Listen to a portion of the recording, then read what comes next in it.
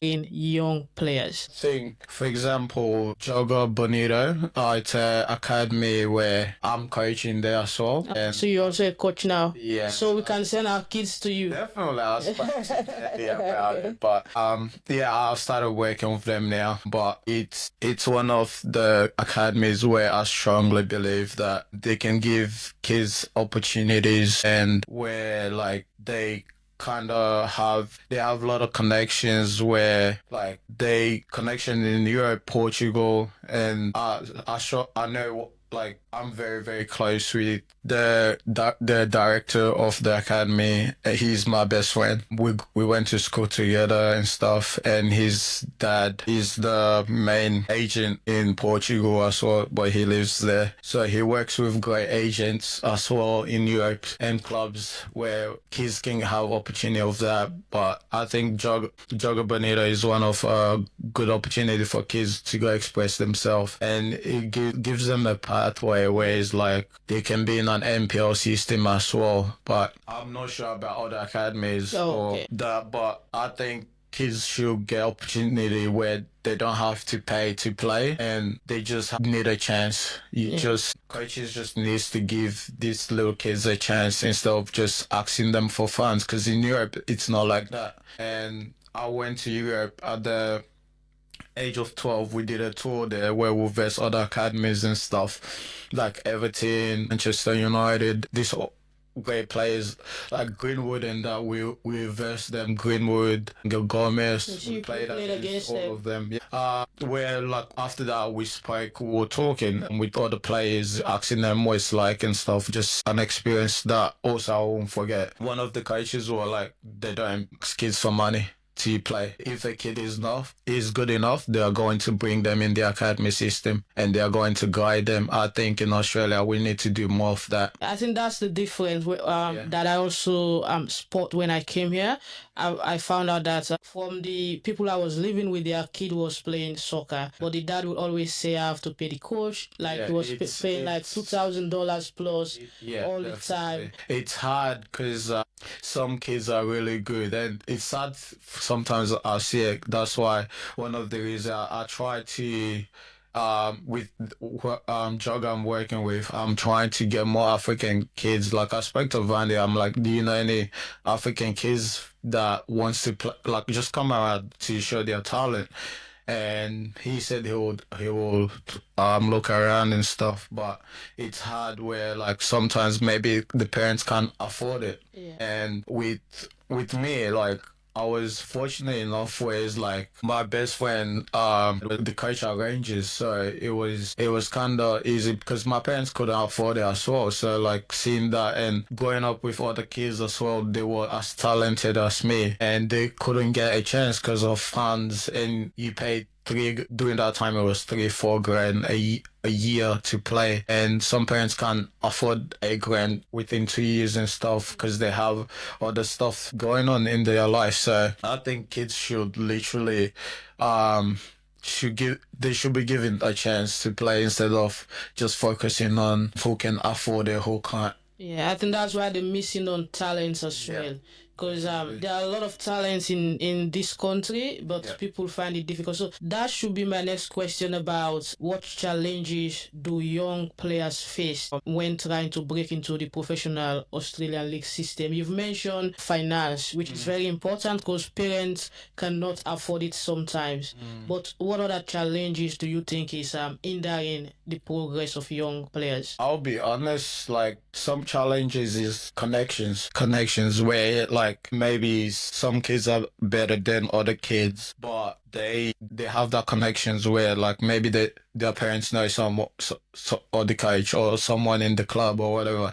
They get more chance, more privilege to either like play every week, or where like the talented ones maybe they're there but they're not given that chance, or they're not given that chance where they're good at their age, but can they push them in an age above where to test them, but they'll rather maybe give that other kid the opportunity. And for me, I think connections, that's a setback where in the African community we don't have much connections, and it's not just Africans but like other kids like immigrants and stuff. In the They don't- multicultural community. yeah, the cultures they don't have that connections of like their parents being close or being there every week in, week out to see their kids and stuff, which sometimes mentally breaks some kids down as well, or their spirit, where like maybe sometimes you come to a game or you to your game, your parents are not there, but you're seeing other parents as well, and they're watching other kids. That could also break their spirit. They don't feel supported. Yeah, so that also should be my next question about support. So when you talk about support, I've had several people saying, and I've seen for myself. Last week I hosted Coach Momo and we spoke about it also. When it comes to supporting, the African parents are not showing much interest. Because if you go to soccer venues now, you will see all those kids from the other communities with their parents, extended families behind them. But you will see that African kid only with his bag, headphones, moving around with hands in his pocket. For few parents now, they're showing up. I know few parents in the community showing up, but they don't have time. Yeah. So talking about support, how important are support systems such as family, coaches, friends in a player soccer journey? Because to play professional soccer, you need motivation from the grassroots. Yeah. From my experience, this is from what I've experienced. I never got that kind of support where like my parents will come watch my games and stuff. Sometimes it breaks your spirit. It breaks your spirit, honestly. I'll come to a game or seeing other parents and stuff, especially like other kids' parents or family. It doesn't matter, but you see people there, but like then I'm looking around, oh, where's anyone? But it sometimes breaks your spirit, and that's where it comes also with mental. And as much as it can break people's spirit, but that shouldn't define what you want to achieve. And I think now with us Africans, we need to be more supportive with whatever our kids or someone that has a dream or has a purpose in life to do or anything. I think we need more supports where like it doesn't matter, it could be just being there, like showing up. And we tend to like have a lot of priorities where like it is us in where we prioritize certain things, but when it comes to like our families, or we forget about other things that are also important, but those little things actually important in other people's life or other kids' life. And I think we need to be there more for our little ones growing up, or little ones that are aspiring to play football or whatever they want to do. They need our support, and sometimes they can have that dream, but with a little support can go a long way. And or having someone like just knowing that they are there for you can go a long way, because at the end of the day, you don't want to let that person down. All right, like mentioning letting down is very important. Yeah. Because I've seen some kids who are super talented, but their parents on the other side or on the other hand want them to do something else. Yeah. Like for example, someone might be very skillful in football. You can see the future in that player or that kid, but the parents want them to go to uni, finish school, and do something else. Probably become a doctor or a lawyer. Do you face such? Definitely. Do you face such challenges in your earlier stage? Yeah. In early stage, my parents always want me to focus on school, go to uni. Expectation, not in an African home. My expectation where they want to be proud of that your kid has a degree and stuff, kind of thing. But sometimes their dream is not other people's dream or other kids' dream. And for me, it's like my parents wanted me to just have a degree, which is good, but I never got the support where it's like as a footballer, it took a while for them to accept that. And even when they accepted it, I felt like they were not there in a way where it's like they come watch my game, and I don't want to say much about it because at the end of the day, it's family. But there's other things where like I didn't feel kind of support. But at the end of the day, I was fortunate enough. I had my school teacher, but now she's like a family friend now. Where in primary school, we used to go to an intensive English with her, and we became close. And she was a strong support growing up, and she was there for me. So I had that, and for me, that was good enough to be motivated to just keep going. All right. So you said earlier you moved from Sydney to Melbourne at a very young age Yeah, to and Canberra. to Canberra as well. So how do you manage your education and your football career at that time? Well, in Canberra, there's an expectation every year you have to get certain grade to stay there. So the academic, it was very like it's a priority there as well. So we would go to school, train in the morning like 6 a.m. and then head back to school like 9 a.m. and then we'll have like breaks in between. Maybe you go there for like 3 periods and then come back to the center and then train and then you go back to school. So it was tough.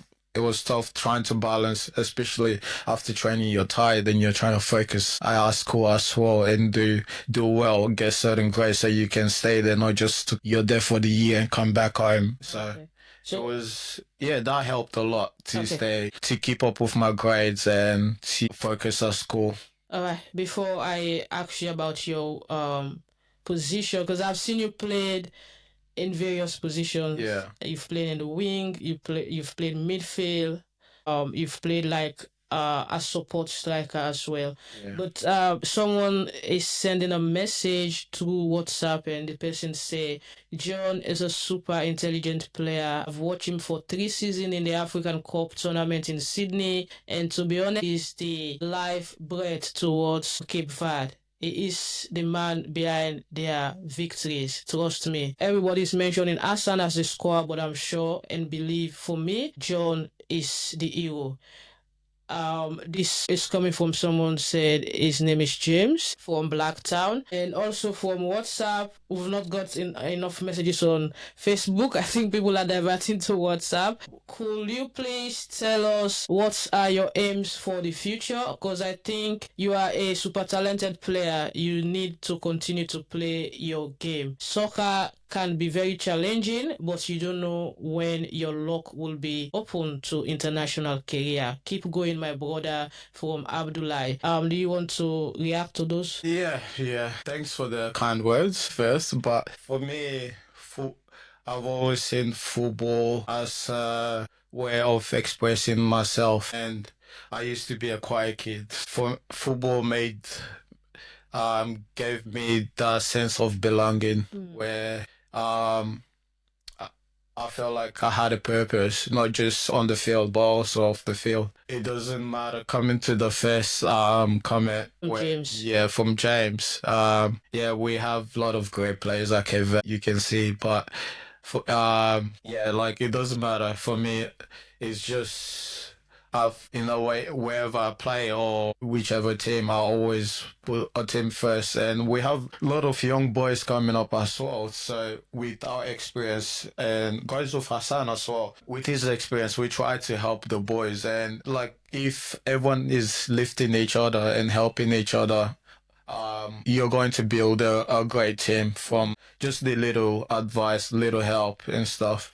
And coming from, what was the second one? The second one, Abdullah? yeah, Abdullah, he said, I think you should keep going because you have the potential to still go international.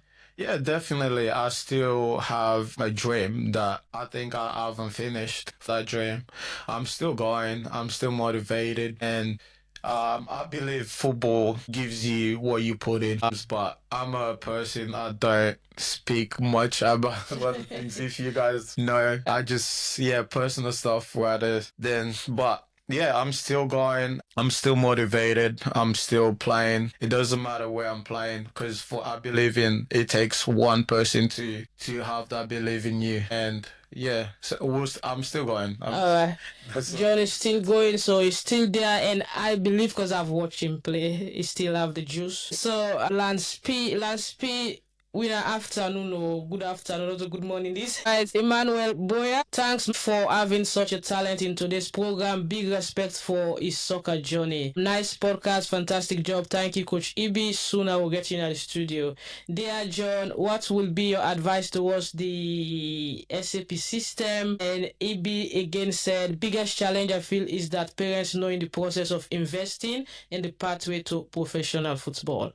Do you agree to those comments? I do kind of agree and disagree with the prices, with the investment, where like, yeah, they, as much as they do, but some parents can't afford certain things with the young players. And I think we should build a program where kids don't have to pay to play. I think that will open more opportunities for young kids. Especially, I'm more focused, into the African community. Yeah, I'll come to the African Cup later, and we'll look at what role that competition could play. Because we've seen the emerging talent from the youth competitions they organizing alongside the main tournament.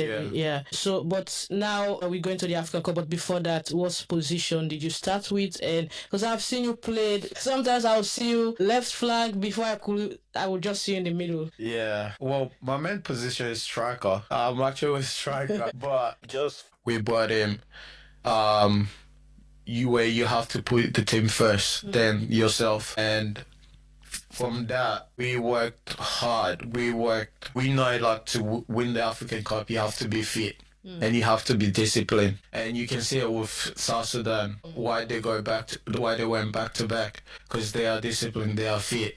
The year we won it, I don't think it was the players we have, the talents, but I think we were the most disciplined team and the most fittest team. That's why we won it. Okay, so you've got both experiences of winning it and losing the final. So what's the other side of the experience? Last year, it was last year. It was the same thing that we brought in again last year, but we did everything that we thought we had in us. But it was just one of those days. It just didn't go away. And you guys watched the game. Like, we were hitting the bar, we were having chances. And it just didn't happen for us. But I believe that we were the better team in the whole camp last year. Okay, so are we going to see you in the Cape Verde jersey this season as well? Yes, definitely. As the captain? Yeah. You staying back. So you're going to see John back in the tournament as a Cape Verde captain.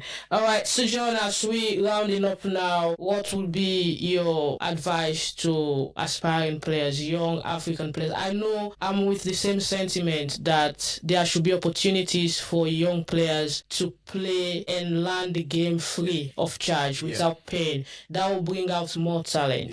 Because people have bills to pay. Parents have to pay their mortgages and all, and they can't invest in their kids. But if the kids can have the opportunity to play from junior level for free and go move on towards professional level, that will bring out a lot of talent from our community. So what will you say to them as an advice? I would just say they should be patient. They should always work hard, and they should stay focused in whatever dreams they want to do. It could be either playing football or whatever they want to do. They should be very determined. And there's going to be setbacks, but they have to be mentally strong for it. And that's what I have to say. Thank you for coming. We appreciate you so much. And we'll be contacting you for expert analysis and all. No worries. And wishing you wishing you all the best in your playing and coaching career. Thank you so much.